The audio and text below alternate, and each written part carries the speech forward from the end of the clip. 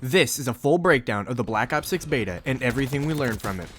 If you want to see more Black Ops 6 and Modern Warfare 3 content, make sure to hit that like and subscribe button and leave a comment down below telling me what you guys thought about the Black Ops 6 beta. I'm Geothermals, and let's get right into the video. Starting off with the weapons. For the assault rifles, we saw 3, the XM4, the AK-74, and the AIMS, all being viable options with high damage, low recoil, fast fire rate for long-range gunfights.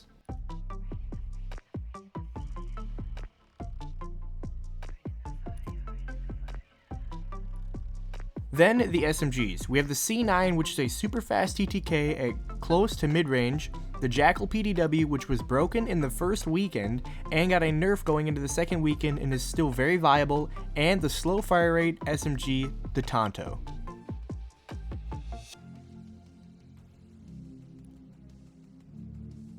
For the shotguns, we only saw one, the Marine SP. This shotgun is a wide pellet spread, which means it will not be as broken as the shotguns we saw in Modern Warfare 2 and Modern Warfare 3. For the LMGs, we also only saw one, the XMG, an LMG version of the XM4. Low recoil, fast fire rate. This was a lot of fun to use, leaving me with high hopes for the LMGs we see at the Black Ops 6 launch. For the marksmans, we saw two. The SWAT, which is a one burst at mid to far range, and the DM10, which is similar to the KV Inhibitor semi-automatic sniper from Modern Warfare 3. Finally, the snipers. Starting off with the semi-automatic sniper, the SVD. This is a one shot at mid to far range and will definitely be a lot of fun to hit quad feeds with. Then the LR, a slow ADS bolt action sniper catered to the people who love to quickscope. For the secondaries, we have the pistols, the GS45, which is a 2-shot at close range, and the 9mm PM, which is a 3 to 4 shot close range. These are definitely viable options if you run out of ammo with your primary weapon, and I'm definitely excited to see the other pistols at the launch of Black Ops 6. For the rocket launcher, we only got to see one, the Sigma, which is returning from past Call of Duties, like Black Ops Cold War. And for your dedicated melee slot, we only got to see one, the knife. This will give you infinite tac sprint when in use. For the weapons that we saw in the Black Ops 6 beta, I was very pleased with them. They were all fun to use and had their strengths and weaknesses, and I'm very excited to see the weapons that we did not get a chance to see at the launch of Black Ops 6. Now, for the lethals and tacticals we saw in the Black Ops 6 beta. One thing I would like to say is I hope they nerf the range of the explosion for the frag and the speed in which the Semtex explodes. I feel like these were very annoying, especially when you were not using Flak Jacket. Now, starting off with the tacticals, we have the concussion and flashbang, which I did not see used very much, which was very odd. Next, the stim shot. This thing was executed amazingly by Treyarch this year. Very happy with how fast the regeneration is and how fast the animation is when using it, making it an essential when trying to streak.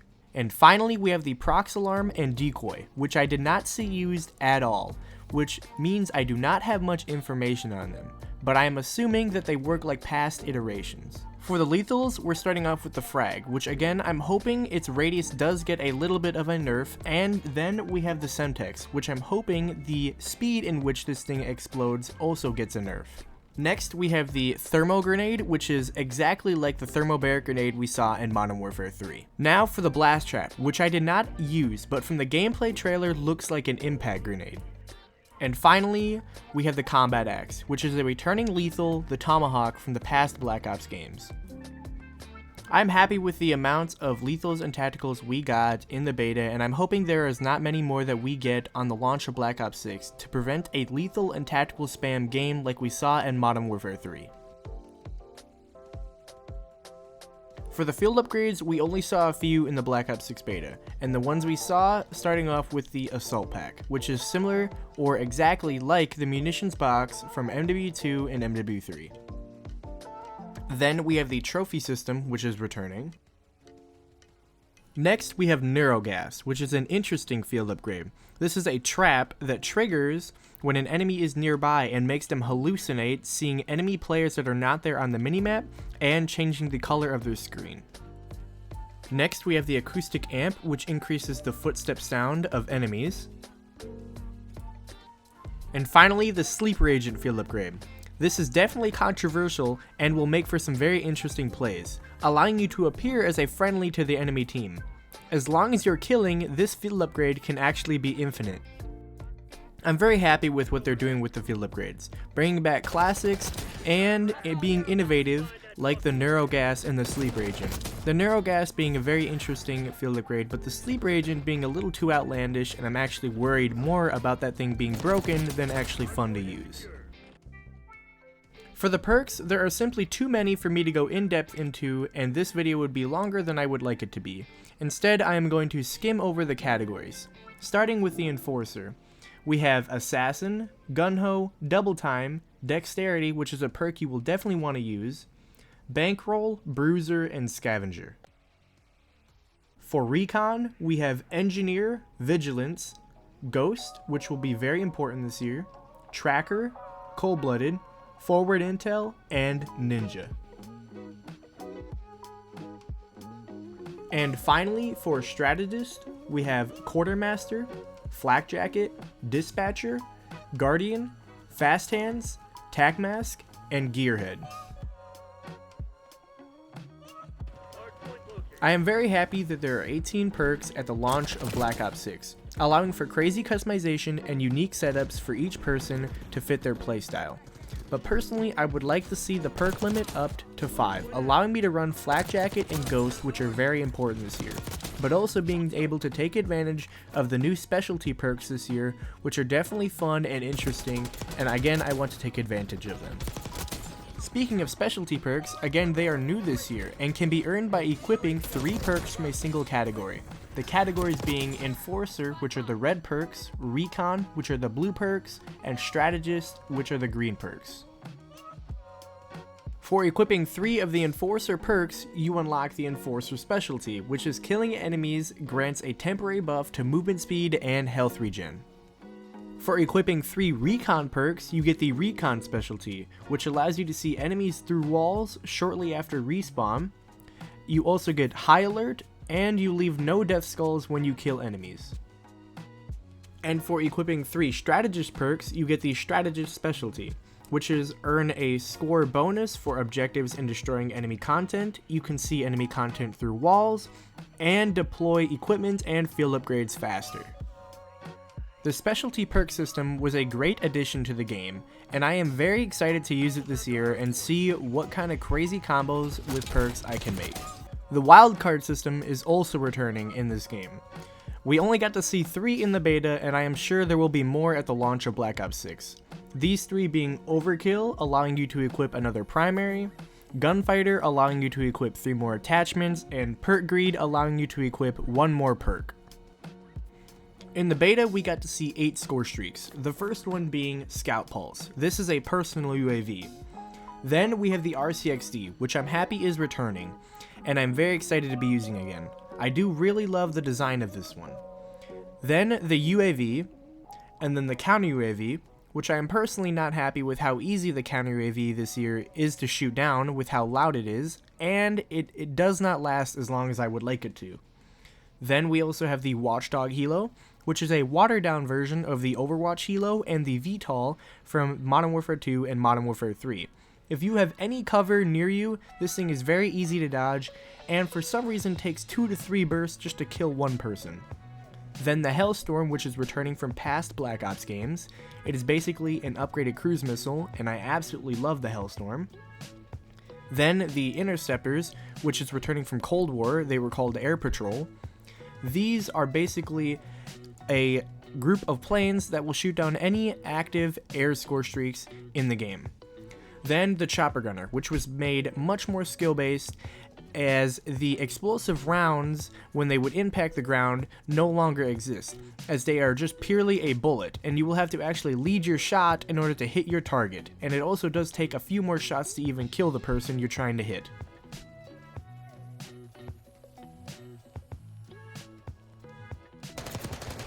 Now for the maps and game modes, starting with Skyline. This is a beautiful map and very well made, and I really do love this map, especially its flow, and the ability to streak on this map is really fun.